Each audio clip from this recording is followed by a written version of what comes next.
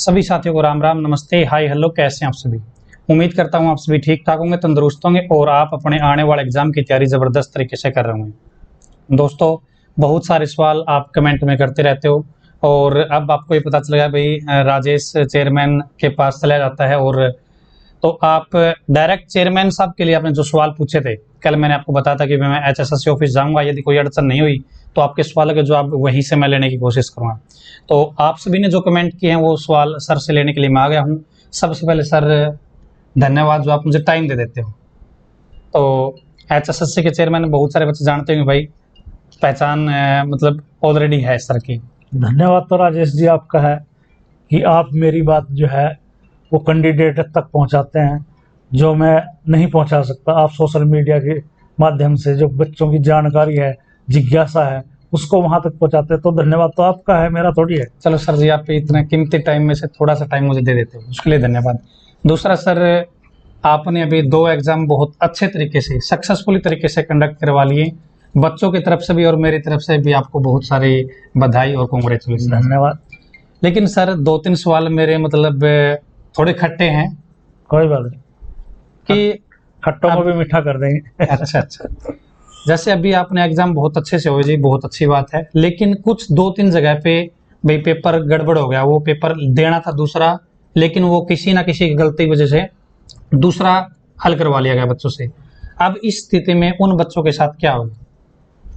देखिए, ऐसा है, जो कांस्टेबल का SI मेल फीमेल का पेपर हुआ है, हाँ जी, ये एक रेवाड़ी में घटना हुई है कि हमारे पास 3 सेट थे और 3 सेट भी इसलिए थे कि अगर कोई एक सेट में कोई गड़बड़ होती है तो हम तुरंत दूसरा खोल देंगे, दूसरे में होती है तीसरा खोल देंगे।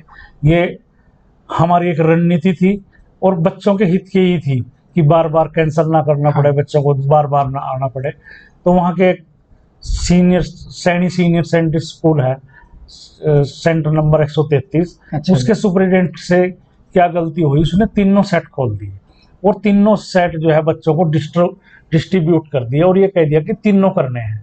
फिर वहाँ नोडल अफसर पहुंचे कुछ देर बाद, जो वहाँ के एसडीएम थे, उन्होंने कहा आपने गलत किया। जो ट्रंक वाला बॉक्स वाला था, स्टील वाला बॉक्स में जो एग्जाम क्वेश्चन पेपर थे, वो आपने देने चाहिए थे।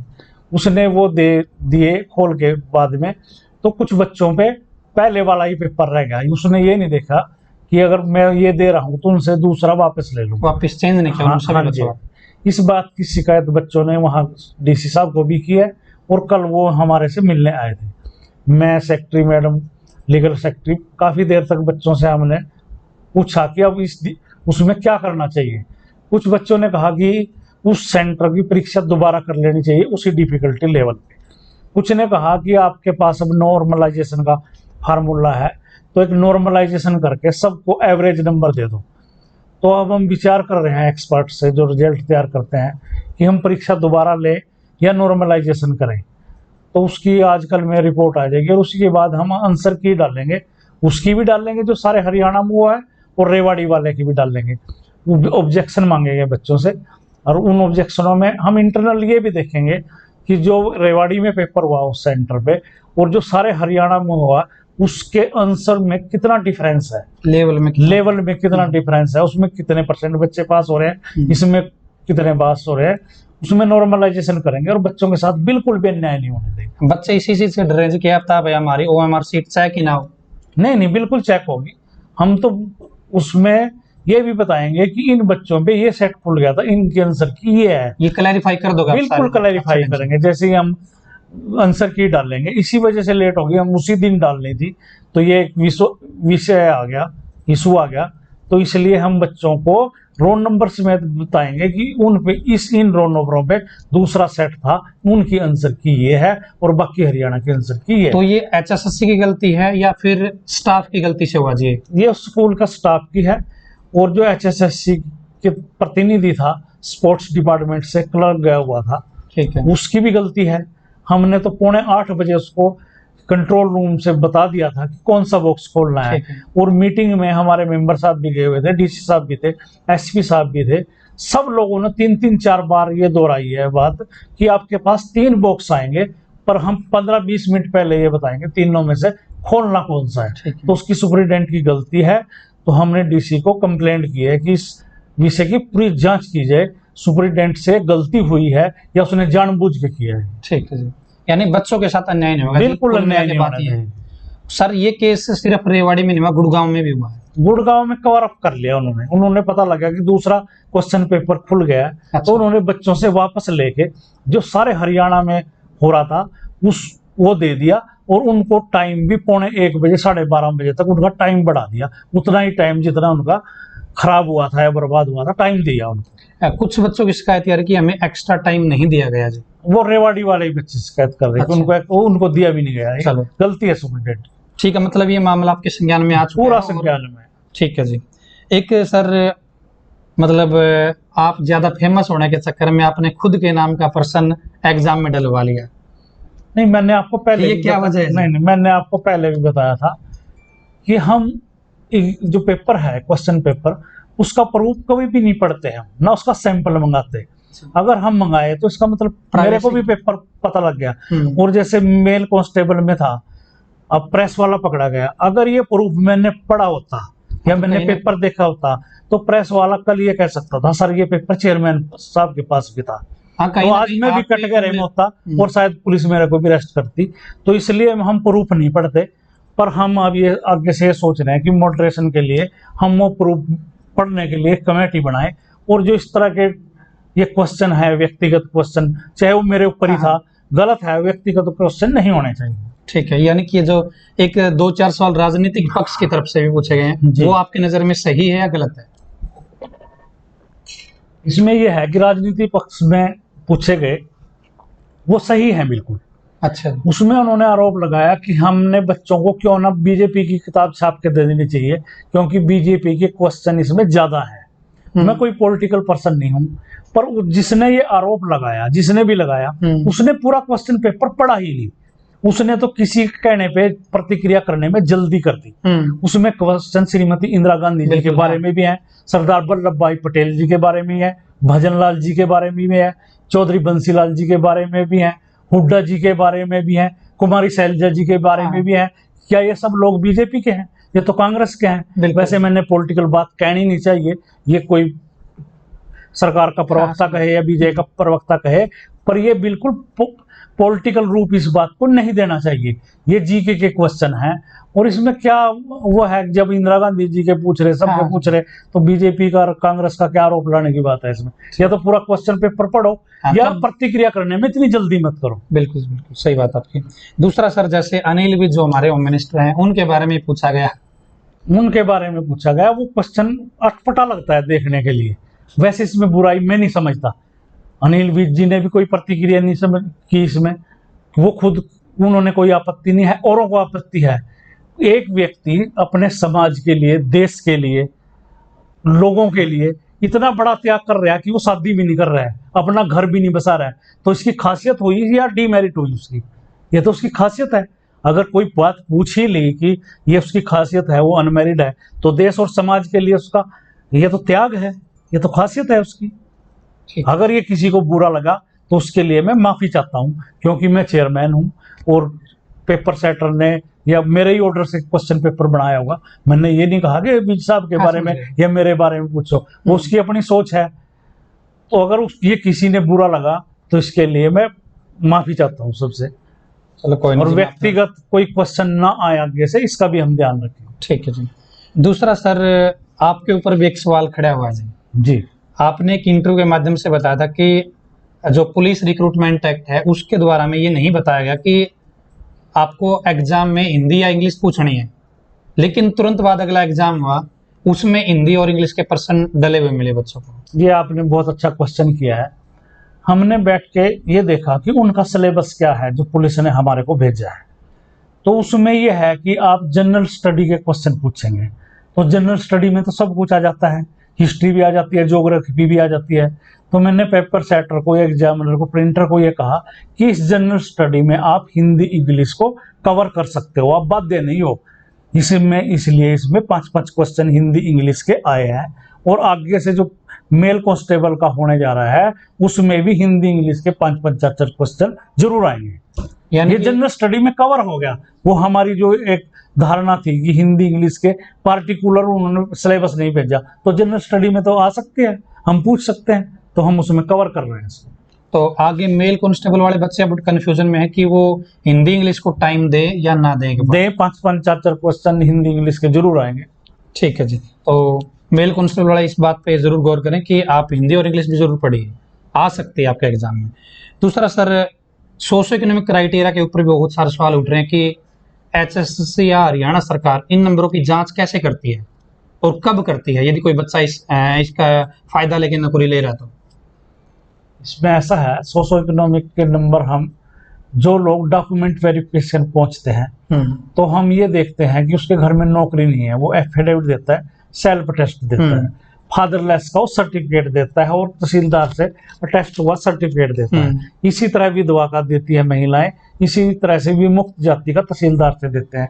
डॉक्यूमेंट वेरिफिकेशन के समय हम ये देखते हैं, और हम ये भी देखते हैं कि जब उसने फॉर्म भरा था, हमारी कट ऑफ थी फॉर्म भरने की, तो क्या उसने इन चीजों को क्लेम किया था। अगर उन्होंने क्लेम किया तो हम नंबर उनको तभी देते हैं, और वो सर्टिफिकेट भी आज की डेट में दिखाएं।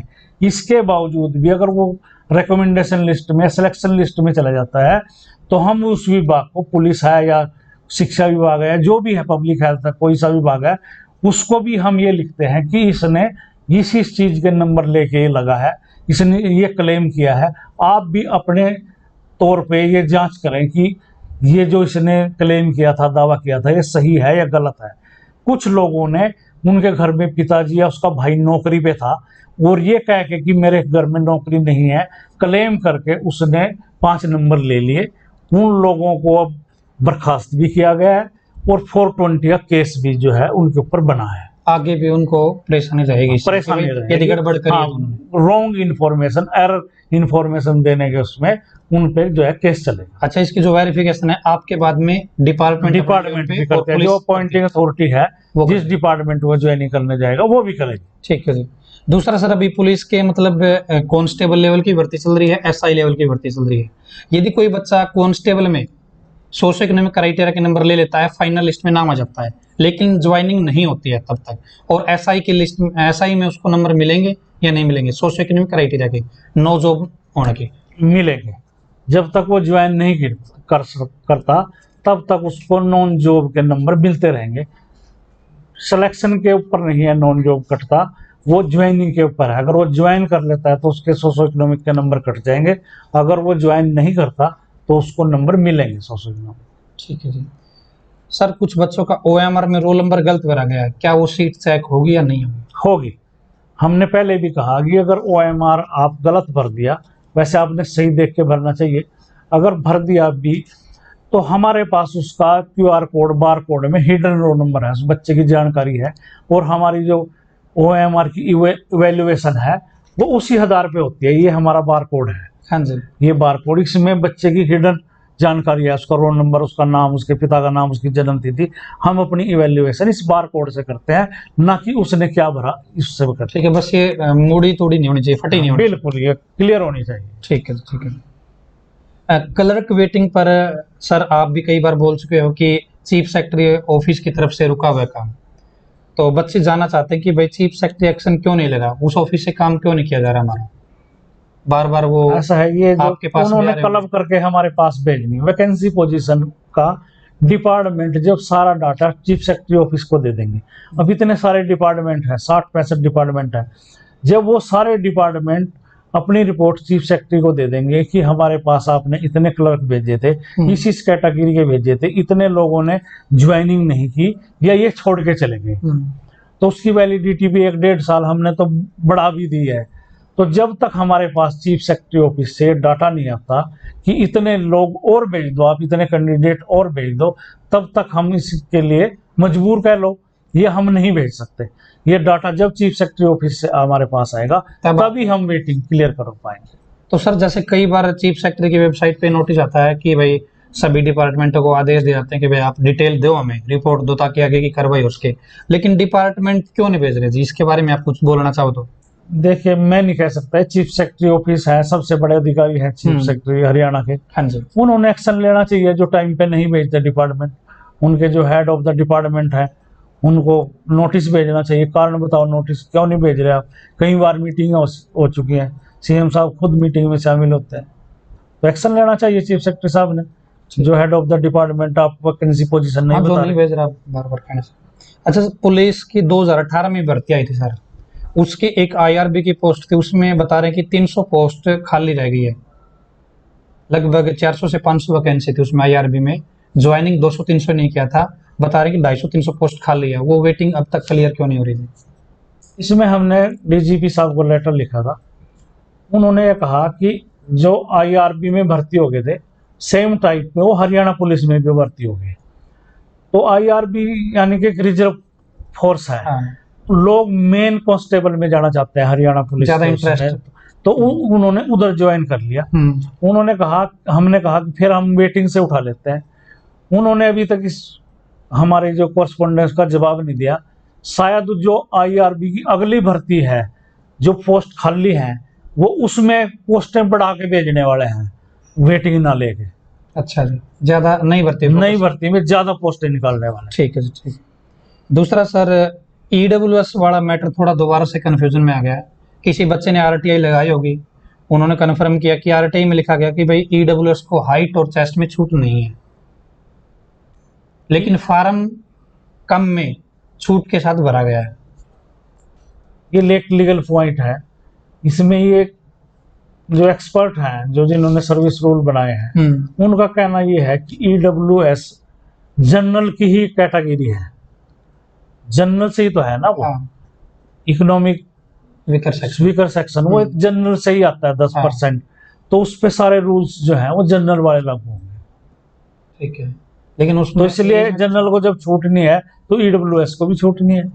अच्छा, मतलब आप इस पॉइंट में क्लैरिफाई हुई या अभी फाइनल आना बाकी है? नहीं, ये हमने लीगल एजी साहब को लिखा है कि ये अगर छूट दे के फीस में भी छूट ली है उसने, तो उसकी हाइट चेस्ट और सारी छूट होनी चाहिए, उसकी उम्र में भी होनी चाहिए।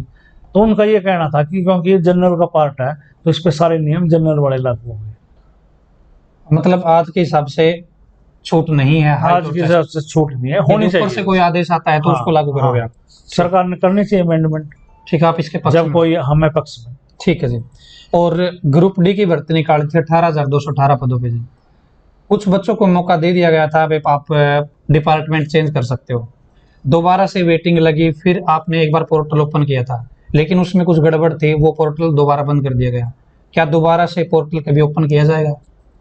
ऐसा है, डिपार्टमेंट और पोस्ट एलोकेशन का काम भी चीफ सेक्रेटरी ऑफिस करता है। अच्छा, ये आपके अंडर में? मेरे अंडर में। ठीक है जी। एक सर, जैसे पीजीटी की बहुत सारी भर्तियां पेंडिंग है, पीजीटी कंप्यूटर है, पीजीटी हिस्ट्री है, तो इनके ऊपर आपकी नज़र है या आप इनको भूल गए हैं? नहीं, पूरी नज़र है इसमें। राजेश जी भी से आ गए, हमने कुछ सब्जेक्ट्स का पीजीटी का वेटिंग निकाल दी थी 2018 के। हमारे के पास कुछ इंस्ट्रक्शंस है चीफ सेक्रेटरी ऑफिस की कि आप पीजीटी की वेटिंग निकाल सकते हो। जैसे ही हमने वेटिंग निकाली तो डीएससी से, जो डायरेक्टर एजुकेशन है, उसकी तरफ से हमारे के पास लेटर आ गया कि ये गजेटेड पोस्ट है।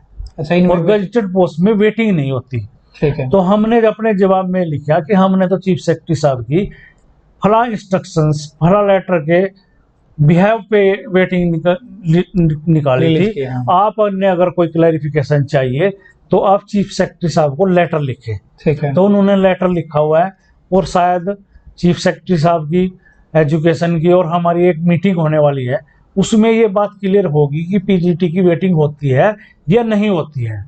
और हम ये परीक्षा पीजीटी की इस क्लैरिफिकेशन के बाद ही ले सकेंगे, क्योंकि जो हमने वेटिंग भेज दी है और हमारे पास पीजीटी टीजीटी की रिक्विजिशन आ रही है। अब अगर वेटिंग क्लियर होती है तो वो सीटें घटेंगी या बढ़ेंगी? हाँ, तो नए एक तरह से हमारे पास नए सिरे से रिक्विजिशन आएगी कि सीटें घट भी सकती हैं, बढ़ भी सकती हैं। अगर नए सिरे से आएगी तो हमने अपना पोर्टल कुछ दिन के लिए ओपन करना पड़ेगा कि कुछ और बच्चे भी अप्लाई कर दें, क्योंकि एक तरह से क्राइटेरिया चेंज हो रहा है। कहीं ना कहीं इसकी वजह से रुका हुआ है। हाँ, इसकी वजह से रुका हुआ है, पर हमने अपनी प्लान बनाया हुआ है कि जनवरी फरवरी में पीजीटी टीजीटी की परीक्षाएं शुरू कर देंगे। ठीक है जी। दूसरा सर एचएसएससी की स्टाफ नर्स की और एमपीएसडब्ल्यू की 15/2019 के आपने बहुत सारे भर्तियों के एग्जाम कंडक्ट करवाए थे। अभी कुछ भर्तियों के रिजल्ट आ गए हैं, कुछ के अभी तक पेंडिंग है। जैसे ऐसा है स्टाफ कि नर्स हमने जो एमपीएसडब्ल्यू है ये स्पेशली। लगभग 50-52 कैटेगरियों के हाँ। एग्जाम लिए 13 जुलाई से 20 अगस्त तक। कुछ के हमारी वेरिफिकेशन चल रही है परेड ग्राउंड सेक्टर 5 में, और कुछ का अभी रिजल्ट रिटर्न का हम डॉक्यूमेंट वेरिफिकेशन के लिए निकालने वाले हैं। स्टाफ नर्स और एमपीएसडब्ल्यू की जैसे आपने बात की, हेल्थ को भी जरूरत है और ये हेल्थ से जुड़ी पोस्टें हैं, तो हम इनको जल्दी भरने वाले हैं। और शायद इसी हफ्ते में हम डॉक्यूमेंट वेरिफिकेशन का शेड्यूल एमपीएसडब्ल्यू स्टाफ नर्स का डालने वाले हैं। कई बार सुनने में आके इन भर्तियों पे केस है, इसलिए एचएसएससी थोड़ा लेट कर रहा है इनका काम। ना ना, कोई केस नहीं, कोई केस नहीं। कोई केस नहीं। केस तो जब सिलेक्शन तक पहुंचता है या डॉक्यूमेंट वेरिफिकेशन पहुंचता है उसके बाद आने शुरू होते हैं केस। तो तब रुको, केस रिटर्न टेस्ट या डॉक्यूमेंट वेरिफिकेशन तक कोई केस नहीं होता, फाइनल स्टेप पे पहुंच सकता है। फाइनल स्टेप पे। ठीक है जी। दूसरा, आगे भविष्य में एमपीएसडब्ल्यू की नई भर्तियां सर, कोई मेडिकल लाइन की भर्तियां कुछ अभी हमारे पास नहीं आई, शायद सरकार अगली सारी भी जो रिक्विजिशन या डिमांड है नई पोस्टों के लिए विज्ञापन अब शायद सीईटी के बाद करना जाएगा, जो कॉमन एलिजिबिलिटी टेस्ट है। तो सर क्या इन पदों के लिए भी सीईटी भी एप्लीकेबल हो सकता है? हाँ, पुलिस और पीजीटी और टीजीटी को छोड़ के हर पोस्ट पे सीईटी लागू होगा। ठीक है। क्योंकि जो पीजीटी है और टीजीटी है वो तो पहले से एचटेट पास है, हाँ, तो वो तो क्वालिफाइंग एक तरह से एग्जाम पेपर दे चुका है। इस तरह से पुलिस का एक्ट अलग है भर्ती करने का, तो उस पर भी ये लागू नहीं होता और पीजीटी टीजीटी पे भी नहीं। ठीक है जी। दूसरा सर, जैसे फॉर्म भरा जब किसी एप्लीकेंट ने, उसके एप्लीकेशन में गलती से कैटेगरी गलत हो गई, बीसी बी था वो बीसी ए हो गया या एससी हो गया, क्या वो जनरल के बराबर नंबर लेके अपने आप को प्रूव कर सकता है, सिलेक्शन ले सकता हो? अगर उसके नंबर जनरल या जनरल से ज़्यादा आ रहे तो वो जनरल में चला जाएगा, मगर उसकी कैटेगरी चेंज नहीं होती, चाहे उसने डिफॉल्ट भर दिया हो, जान के भर दिया या गलती से भर दिया। उसमें ये है, होना चाहिए वैसे उसको करेक्शन करने का होना चाहिए, पर जो सुप्रीम कोर्ट की रूलिंग है उसमें कैटेगरी चेंज ना करने के आदेश हैं। क्योंकि जो सुप्रीम कोर्ट है या न्यायालय है वो ये सोचते हैं कि ये गलती कैंडिडेट की नहीं है, ये आयोग ने की है, इनका कैंडिडेट बीसीबी में फाल नहीं कर रहा था, इसलिए इन्होंने काट के उसका बीसी बी कर दिया। अच्छा। वो आयोग के ऊपर शक करते हैं, कैंडिडेट के ऊपर नहीं शक करते वो, तो हमारी मंशा पे शक करते हैं। पर मैं चाहता हूँ कि इसको डिलीट एडिट करने का हक होना चाहिए। एक छोटी सी गलती की वजह से उसके अधिकारों का हनन नहीं होना चाहिए, कि वो बदल ही नहीं सकता अगर गलती से उसने बीसीए की जगह बीसीबी भर दिया। साइबर कैफे वाले भी कई बार भर देते हैं, बच्चे नहीं भरते खुद। पर मेरी प्रार्थना है बच्चों से कि वो सारे जो फार्म भरें वो खुद भरें या साइबर कैफे वाले के साथ बैठें और प्रिंट लें उस फार्म का कि मैंने जो फार्म भरा है ये मेरा गलत है या ठीक है। ये विषय कई बार ईडब्ल्यूएस में भी आता है। ईडब्ल्यूएस में कितना ये है कि 8 लाख जिसकी इनकम है, सेंटर की सर्विसेज में 8 लाख से ऊपर का या कम का वो होता है कि ईडब्ल्यूएस बनता है। हमारे हरियाणा में 6 लाख तक को ईडब्ल्यूएस का दिया गया है। कई बार बच्चे 8 लाख वाला लगा देते हैं हमारा फार्म भरते हुए भी हरियाणा सेंटर वाला लगा देते और वो सेंटर में अप्लाई होता है। उसने वो जानबूझ के नहीं किया, पर उसको जानकारी का अभाव है।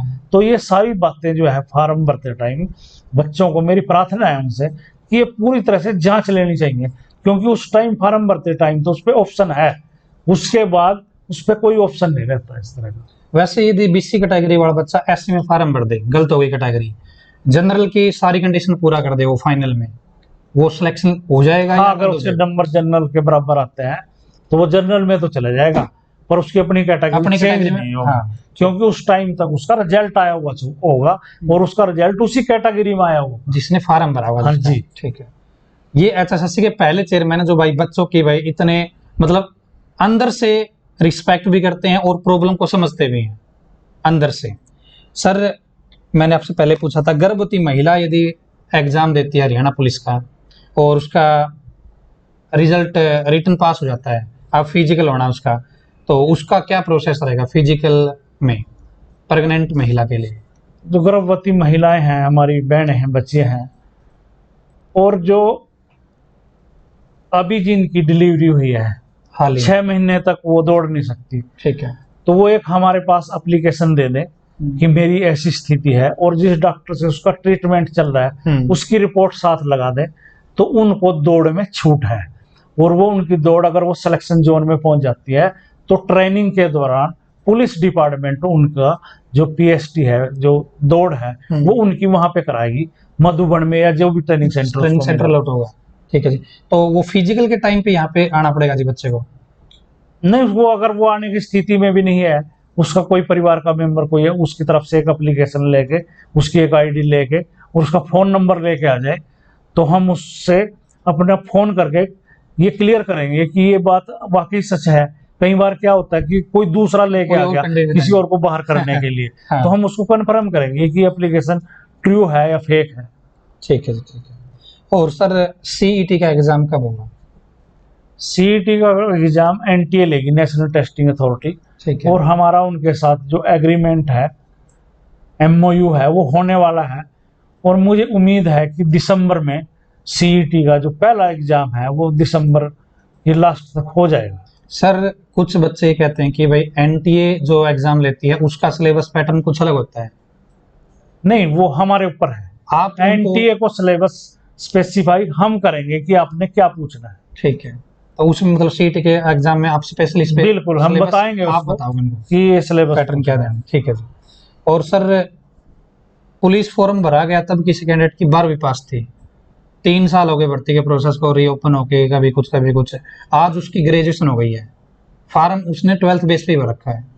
अब सोशो इकोनॉमिक क्राइटेरिया कि उसको जो एक्स्ट्रा हायर क्वालिफिकेशन के नंबर मिलते हैं, नहीं वो नंबर नहीं मिलेंगे उसको, क्योंकि नियम ये है कि जो क्वालिफिकेशन है उसको कट ऑफ डेट से पहले पहले होनी चाहिए।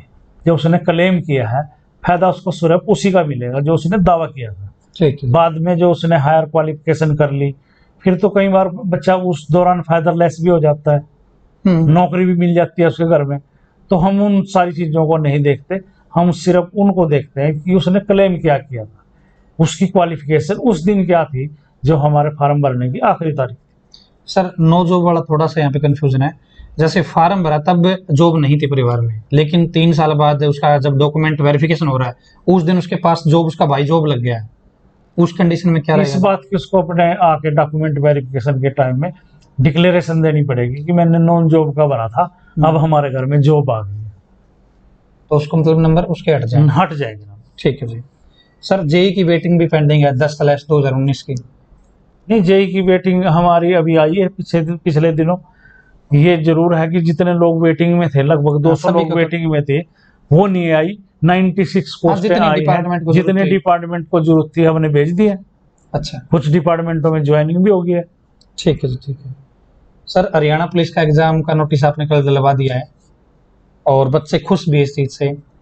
28, 29, 31 अक्टूबर का एग्जाम है, 30 अक्टूबर की इलेक्शन है सर, तो क्या इसके ऊपर कोई इफेक्ट पड़ेगा इलेक्शन? नहीं, ऐसा था, हमने 29, 30, 31 का शेड्यूल जारी कर दिया था। नोटिस तो नहीं दिया था, पर मैंने अपने इंटरव्यू में और समाचार में के माध्यम से बच्चों को बता दिया था कि वो तैयारी कर लें। 28, 29, 30 का हमारा एग्जाम होगा मेल कांस्टेबल का, इतने जिलों में होगा, 11 जिलों में होने जा रहा है। तो इसी दौरान कल एक नोटिफिकेशन आ गया, जो इलाहाबाद की सीट खाली थी उस पर चुनाव आ गया, तो हमने थोड़ा सा अपनी तिथियों में परिवर्तन करना पड़ा।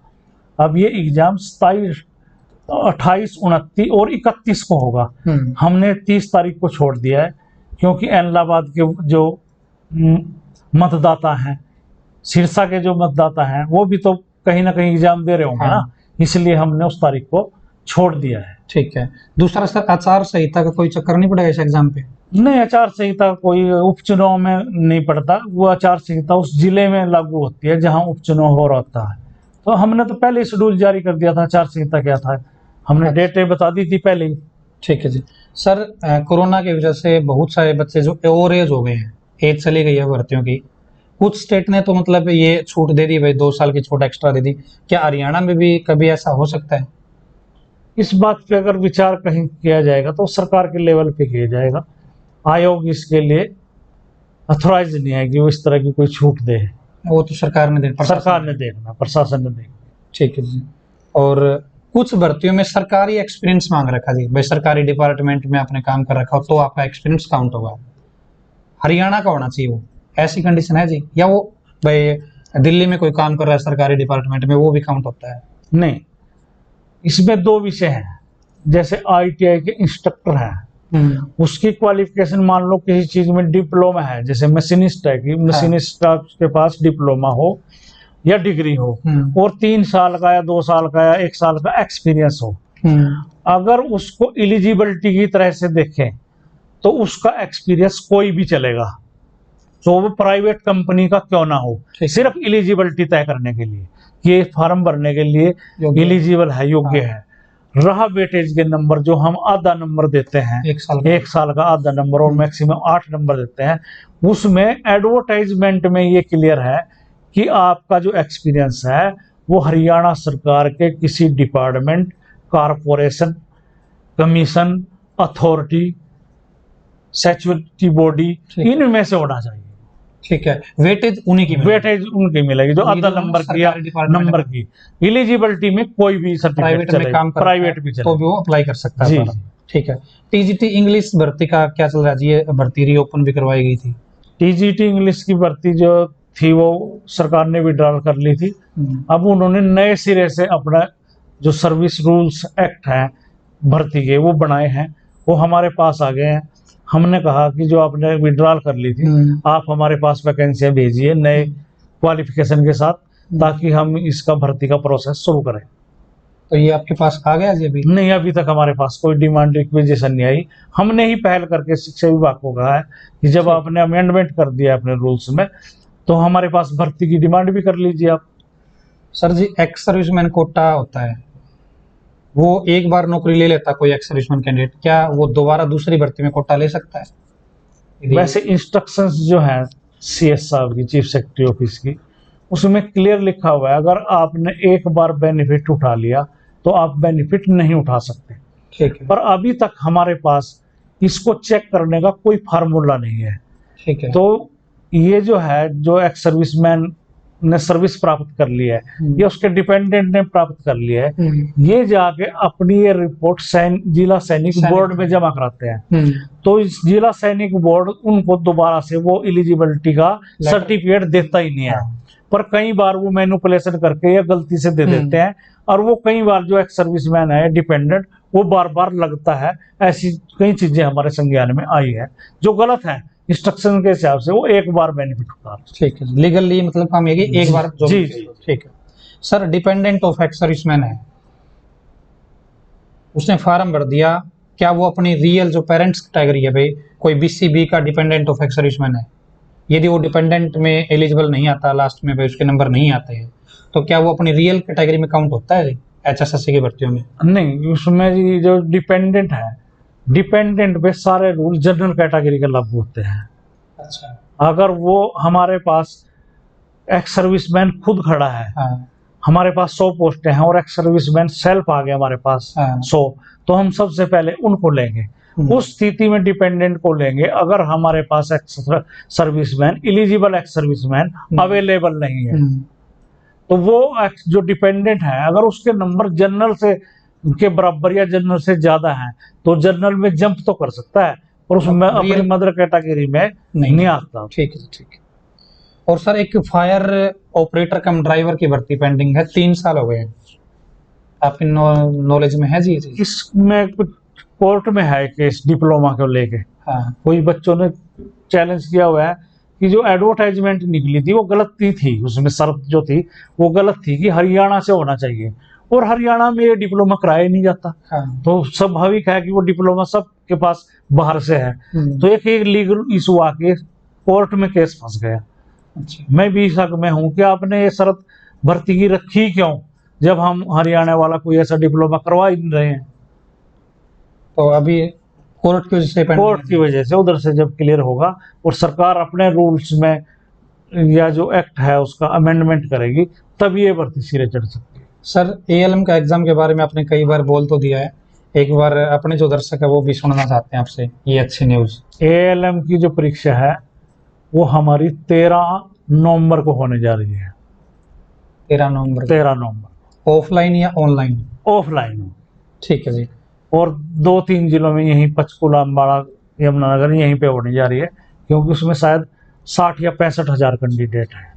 ALM में। हाँ, 13 नवंबर हमने निश्चित कर दिया है। और 13 नवंबर को ही हमारी जो आपने अभी कमांडो की रेस देखी है, जितने लोग क्वालिफाई होंगे, परसों तक हमारे पास आंकड़ा आ जाएगा। 13 नवंबर को ही हमारा कमांडो की परीक्षा होगी इवनिंग शिफ्ट में पंचकुला में। और 13 ही नवंबर को हमारी पीजीटी संस्कृत की परीक्षा होगी।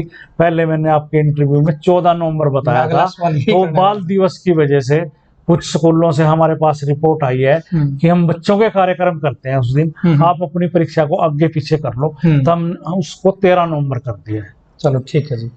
और आगे की भर्तियां और क्या रणनीति है जी? देखिए, ऐसा है, इस टाइम आयोग जो है जैसे आप ALM के ऊपर स्पीड पे, पूरी स्पीड पे चल रहा है। एक तरफ आपने अभी देखा हमारे कमांडो की रेस चल रही है, उसी स्थान पे हमारी कैटेगरी जो है, ये जो हमने परीक्षाएं ली थी उनका डॉक्यूमेंट वेरिफिकेशन चल रहा है। ITI की हमारे पास 94 कैटेगरी हैं जिनकी हमने एग्जाम ले लिए, 50 कैटेगरी का लगभग, उनकी ऑनलाइन स्क्रूटनी चल रही है। और जो हमारी लगभग 44 जो कैटेगरी हैं जिनका एग्जाम नहीं हुआ था, उनका हमने पेपर सेटर को आदेश कर दिया है कि आप 1-1.5 महीने में पेपर सेट करके छाप दो। उसका भी हम जो कैटेगरी ITI की रह रही है, 1-1.5 महीने में उनकी भी परीक्षाएं लेंगे। अभी क्योंकि कैटेगरी बहुत ज़्यादा है, तो अभी हम डेट नहीं दे सकते, पर ये लगभग 2 महीने में बच्चों को श्योर करना चाहता हूँ कि 2 महीने में उनकी परीक्षाएं हो जाएंगी। ठीक है जी। दूसरा सर, आपने अभी स्पीड की बात करी, तो आपकी स्पीड से बच्चे परेशान भी हो रहे हैं जी। ये भी है कि कई बच्चे भूल भुलैया में हो गए कि आज उनका ये हो रहा है, कल उनका ये होगा, परसों उनका ये होगा। तो बच्चों से तो मेरा रिक्वेस्ट है कि वो जिस दिन फार्म भरें उसी दिन से तैयारी कर दें, क्योंकि अब ये हमारी जो कमांडो की रेस चल रही है, तुरंत हम फीमेल कांस्टेबल को रेस पे बुलाने वाले हैं, तुरंत जो SI को मेल फीमेल को बुलाने वाले हैं, और वो इसी कंटिन्यूटी में हम दुर्गा वाहिनी का पेपर करने वाले हैं नवंबर में। इसी उसमें कंटिन्यूटी में हम उनकी दौड़ कराएंगे। बच्चों की भी बात ठीक है, पर उन्होंने मेंटली तौर पे तैयार रहना चाहिए जिस दिन से उन्होंने फॉर्म भरा। मतलब बच्चे ये बोल रहे हैं कि सर चेयरमैन साहब से रिक्वेस्ट करो कि कम से कम 1 महीना तो फिजिकल का हो, क्योंकि पेपर का लेवल देखिए पहले राजेश जी, पहले बच्चों की, आपकी, सोशल मीडिया की, सरकार की भी ये शिकायत रहती थी मेरे से कि आप 6-6 महीने 2-2 साल भर्ती नहीं करते हैं। तो अब मैंने थोड़ी स्पीड पकड़ी, अब दूसरी तरफ आप मतलब चेयरमैन साहब के साथ तो उंगली रहेगी भाई, चाहे अच्छा कर लो चाहे वो किस तरह भी कर लो। चलो, दूसरा सर, भविष्य में कौन सी भर्ती के फॉर्म रीओपन होने के चांसेस है? जो पहले से फॉर्म ये अभी बताया मैंने, जो TGT PGT के, ये रीओपन होने की। इसके अलावा जैसे ग्राम सचिव पटवारी के ऊपर नहीं, ग्राम सचिव की हमने डेट दे दी है, उसमें भी थोड़ा सा हमने परिवर्तन किया है। अच्छा, वो हमने पहले 11 और 12 नवंबर की करी थी, नहीं दिसंबर की सॉरी, अब वो 16, 17, 18 दिसंबर हो गई है। ठीक है, एक दिन भी बढ़ा दिया। हाँ, 6 शिफ्टों में 3 दिन में कर दी, जहां हम 4 शिफ्टों में 2 दिन में कर रहे थे उसको। 11-12 दिसंबर की जगह 16, 17, 18 दिसंबर कर दिया। ठीक है, क्योंकि काउंट बहुत बड़ा है, 10.5 लाख काउंट है। तीनों भर्ती कॉमन टेस्ट होगा और 10.5 लाख उसमें कैंडिडेट है। ठीक है, फिर ये तो पूरे हरियाणा में होता होगा एग्जाम, तो ज्यादा जिले कराने पड़ेंगे? 11 जिलों में। ठीक है सर, आपने बहुत अच्छे काम किए हैं, लेकिन आज HSSC के एग्जाम में जब एग्जाम सेंटर में जाता बच्चा, रूम में घड़ी नहीं है जी। नहीं, घड़ी चलो ये संज्ञान में ले, इसकी व्यवस्था करेंगे, पर उसमें जब हमारा एडमिट कार्ड है उसमें क्लियर है कि इस टाइम एक लॉन्ग घंटी बजेगी, आपने एंट्री करनी है, एक लॉन्ग घंटी बजेगी, एंट्री बंद हो जाएगी, एक लॉन्ग घंटी बजेगी, आपने पेपर स्टार्ट करना है, एक लॉन्ग घंटी बजेगी तो इसका मतलब आपका आधा टाइम हो गया, एक लॉन्ग घंटी बजेगी इसका मतलब आपका पेपर फिनिश हो गया। तो घड़ी क्या, वो लॉन्ग सायरन या जो भी स्कूलों में व्यवस्था है वो बज रहा है, और वहाँ का इन्विजिलेटर और सुप्रिटेंडेंट आपको बता रहा है पेपर शुरू करो, आप पेपर ओपन कर लो, आप फिनिश कर दो। बेल वाली बात तो ठीक हो सकती है आपकी, लेकिन बताने वाली बात, बच्चे बता रहे कि भाई हो सकता है एग्जाम सेंटर में एक आध में बताया जाता हो, लेकिन सभी में ये सुविधा नहीं है जी बताने वाली। चलो, इस आपने संज्ञान में लिया और बच्चों ने भी लिया, इसकी इतने अच्छे से व्यवस्था करते हैं, तो इसकी छोटी सी चीज और हो जाएगी। नहीं, अच्छी बात है, ये करेंगे। सर, आपने बताया था कि सिलेबस के ऊपर हमारा ध्यान है अब, सिलेबस फिक्स करने में आपने बताया था कि थोड़ा सा टाइम लगेगा भाई, क्योंकि चीज़ें बदलाव में थोड़ा टाइम लगता है, लेकिन पैटर्न तो थोड़ा सा आप बच्चों को बता सकते हैं कि भाई हरियाणा जीके का इतना आएगा, मैथ का इतना आएगा, क्योंकि कभी कुछ आ जाता है, कभी कुछ आ जाता है। अभी जैसे एएलएम का एग्जाम है, बच्चे बोल रहे कि भाई हमारा 40 नंबर का स्पेशल सब्जेक्ट वाला प्रश्न आएगा या नहीं आएगा।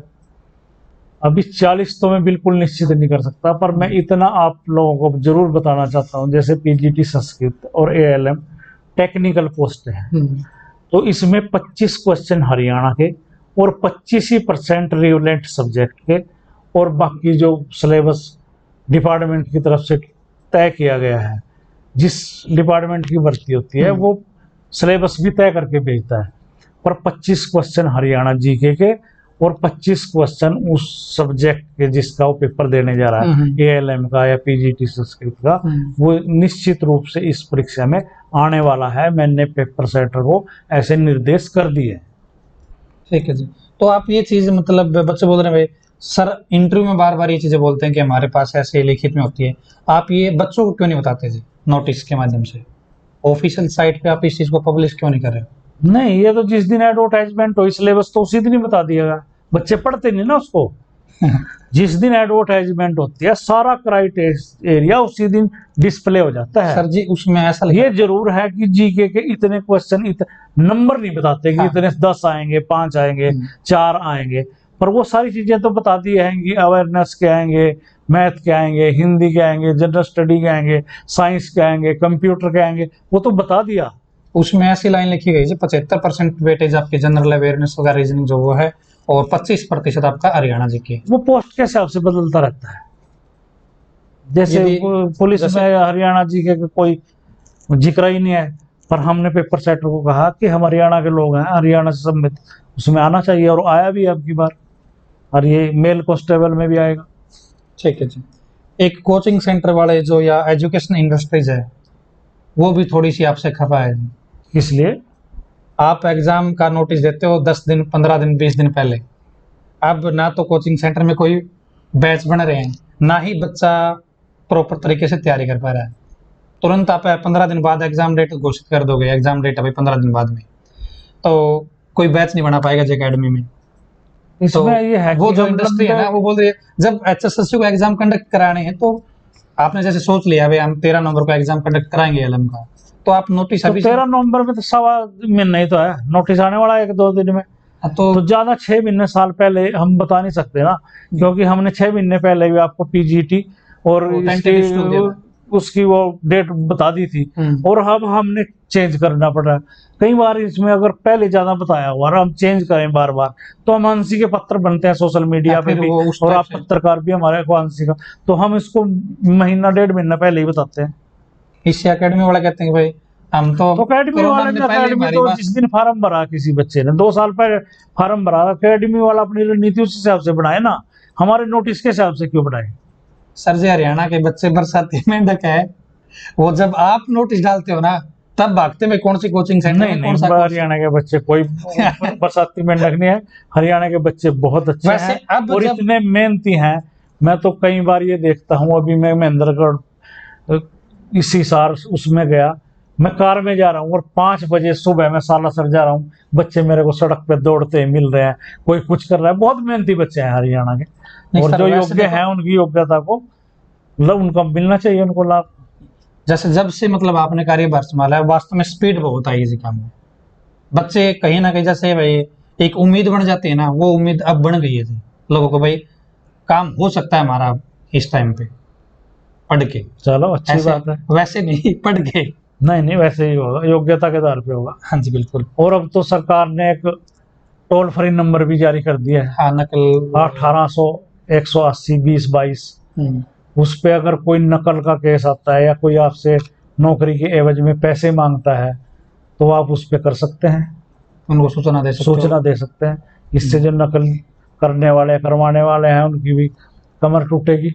और उस पे इतनी कंप्लेंट आ गई है, और हमने मैच करके देखी है, एसआई में लोग 50-50 लाख रुपए मांग रहे हैं कि मैं करा दूं, आप कोरा छोड़िए, ये कर दिए, वो कर दिए।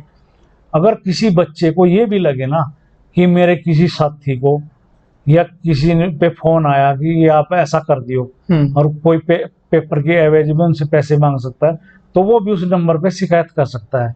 या कोई बच्चा ये बताए पार्टिकुलर मेरे को बताए, ये जो विजिलेंस का वो नंबर आया है कि मेरा फलां साथी उसका रोल नंबर ये है, वो कोरा छोड़ के आया है, देखना कहीं सिलेक्शन जोन में तो नहीं चला जाए, तो मैं भी अपने सिस्टम में उसको जांच करूंगा बिल्कुल कि कोरा छोड़ के आया, कहीं वो बाद में उसका कोई अटेम्प्ट तो नहीं हो रहा है, कुछ इस तरह का तो नहीं हो रहा है। वो मेरे को भी बता सकता है, उस विजिलेंस का जो नंबर है उसको भी बता सकता है। ठीक है जी। दूसरा सर, हरियाणा पुलिस की भर्ती के प्रोसेस लगभग अब चल रहे हैं, आपने डेट भी फिक्स कर दी सारी चीज़ों की, फाइनल लिस्ट कब तक लगा दीजिएगा हरियाणा पुलिस की? देखिए ऐसा है, ये सारे इवेंट यदि कोई अभी कानूनी 15 अड़चन ना आए तो। अक्टूबर तक खत्म हो जाएंगे। कमांडो का, फीमेल कांस्टेबल का, एसआई का, दोनों का रहा वो अक्टूबर में डेट है मेल कांस्टेबल की। इसके तुरंत बाद इनको डॉक्यूमेंट वेरिफिकेशन में बुलाया जाएगा। डॉक्यूमेंट वेरिफिकेशन का मतलब क्या है, बस 10-20 हजार लोगों की डॉक्यूमेंट वेरिफिकेशन होगी, उसमें थोड़ा सा टाइम लग जाता है।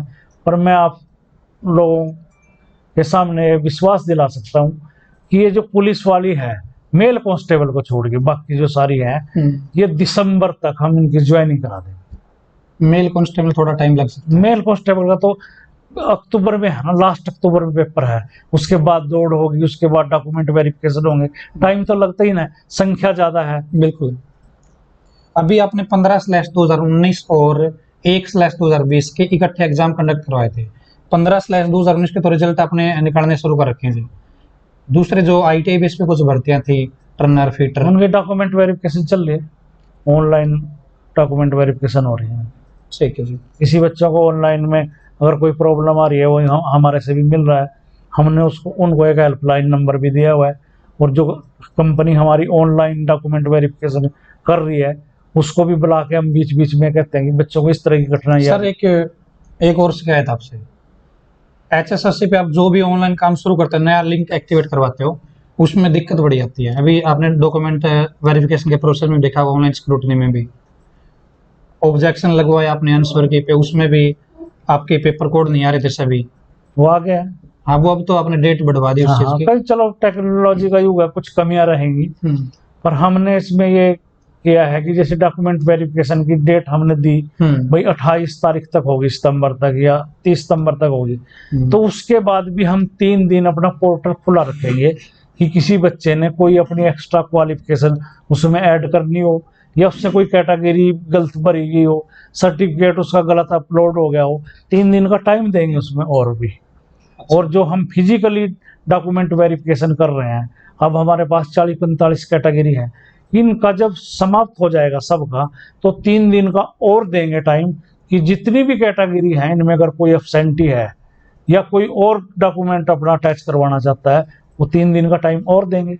अच्छा सर, आपने एक बताया कि भाई हमने एक हेल्पलाइन नंबर भी जारी किया है, ऑनलाइन स्क्रूटनी में कोई प्रॉब्लम आ रही, तो वो यदि आप याद है तो बता सकते हैं? नहीं, वो मेरे अभी याद नहीं है। ठीक है जी। दूसरा सर, हरियाणा रोडवेज की भर्ती आई थी ड्राइवर की भी, कंडक्टर की, उसमें कुछ ज्वाइनिंग बाकी है अभी तक? हरियाणा रोडवेज में एक विषय था, कोई 4 बच्चे तो कोर्ट केस में गए थे, और कुछ बच्चों के 23-24 बच्चों के जो रिकमेंडेशन थी उनके आगे होल्ड लिखा हुआ था कि अभी ज्वाइन नहीं कराना इनसे। तो ये होल्ड शब्द हम हटवा रहे हैं, क्योंकि डिपार्टमेंट ने हमारे को ये बताया कि हमारे पास 30 पता नहीं 35 लोग ऐसे हैं जिन्होंने ज्वाइन नहीं किया या छोड़ के चले गए। तो जिनके आगे हमने होल्ड शब्द लगवाया था, तो वो होल्ड शब्द हटवा के बहुत जल्दी हम ट्रांसपोर्ट डिपार्टमेंट को भेज रहे हैं, ताकि जितनी उनके पास खाली सीटें हैं उसके अगेंस्ट वो उन मेरिट वाले बच्चों को या वेटिंग वाले बच्चों को ज्वाइन करा दें। ठीक है जी।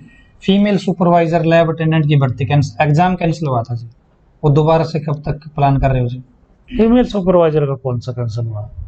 एक बार डेट आ गई थी, ग्राम सचिव के टाइम साथ में आई थी सर, लैब अटेंडेंट की भी आई थी, फिर वो किसी कारणवश कैंसिल कर दिया उस एग्जाम को, मतलब कंडक्ट नहीं सारे करा देंगे हम। जो भी कैटेगरी हमारे पास बहुत कम कैटेगरी बच रही है, हम फरवरी तक सब कैटेगरी क्लियर कर देंगे, एग्जाम तो कर ही लेंगे सब। ठीक है सर, आपका अभी ये लास्ट सेशन है, मार्च 2021 में अपने पद संभाला था जी, अब तक कितने पदों पर आपने नौकरी मतलब दे दी है बच्चों को? अब तक हमने 7,000 लोगों को नौकरी दे दी है, और मेरा और मेरे आयोग का टारगेट है कि जब तक हमारे को कार्यभार संभाले 24 मार्च 2022 को हमारे को 1 साल हो जाएगा, तो 31 मार्च तक हम 25,000 लोगों को नौकरियां दे चुके हैं। 7,000 आपकी हो चुकी है। 7,000 हो चुकी है, और मतलब 18 से 20,000 और करके इस टारगेट को 25,000 1 साल में आपका टारगेट हाँ है। जी। चलो तो और ये बहुत बड़ा टारगेट है राजेश जी, क्योंकि मैं पिछले आयोग में जब मेंबर था, हमने 6 साल में 80,000 लोगों को भर्ती किया था। मैंने तो 1 साल में 25,000 का टारगेट लिया हुआ है।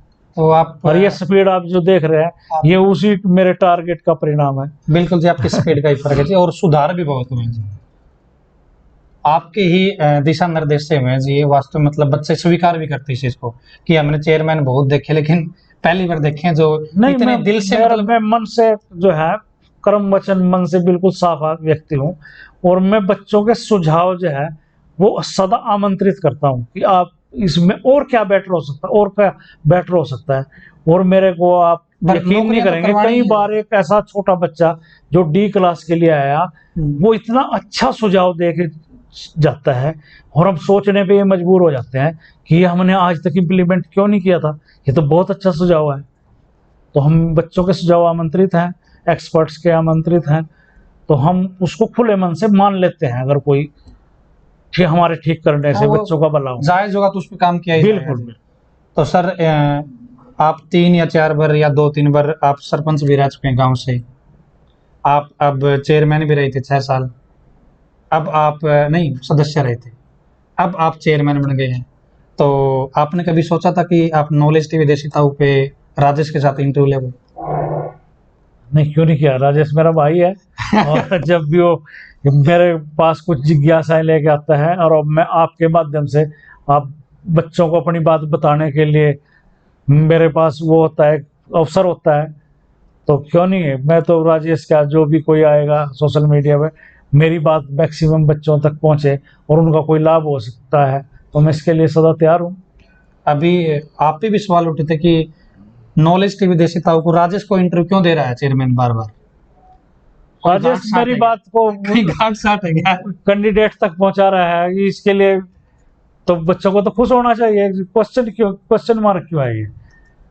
सर आपका बहुत बहुत धन्यवाद, आपने टाइम दिया, और बच्चों के लिए आप जो इतना दिल से काम कर रहे हैं उसके लिए भी बहुत बहुत धन्यवाद, क्योंकि ऐसे लोग बहुत कम मिलते हैं भाई जो मन से और दिल से काम करते हैं।